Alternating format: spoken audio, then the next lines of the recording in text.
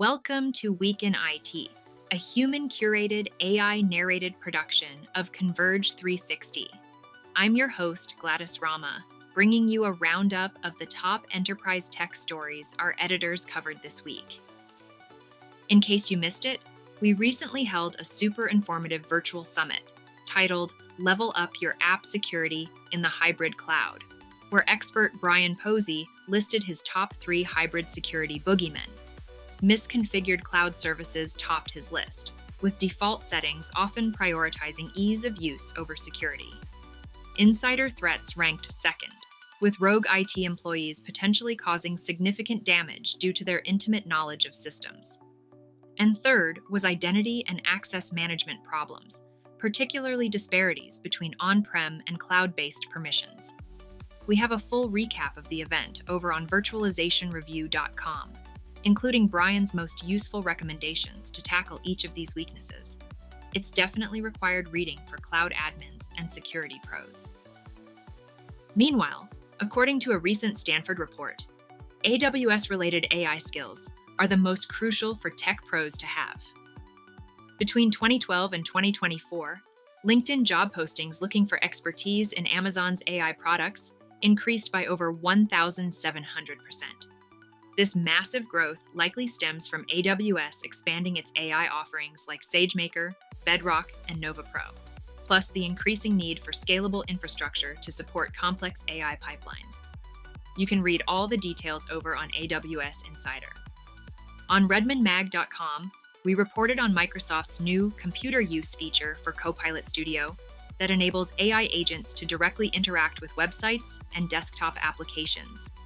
Microsoft claims the feature adapts automatically to changes in apps and websites using built-in reasoning to fix issues in real time.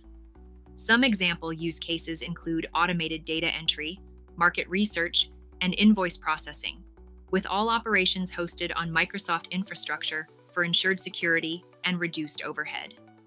In related news, Microsoft is also rolling out agent debugging functionality directly within Microsoft 365 Copilot. As reported on Visual Studio Magazine, this feature lets developers access debugging tools from within apps like Word, Excel, and Outlook, with just a few keystrokes in the Copilot interface. The tools provide agent configuration insights, execution monitoring, and troubleshooting capabilities without requiring Visual Studio or other separate development environments. And we have more AI news courtesy of adtmag.com, this time from Google, which just wrapped up its 2025 Cloud Next conference.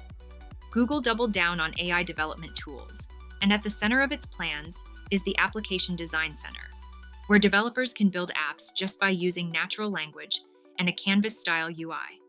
They've also expanded Gemini Code Assist to create entire applications from outlines, identify bugs, write test cases, and update documentation.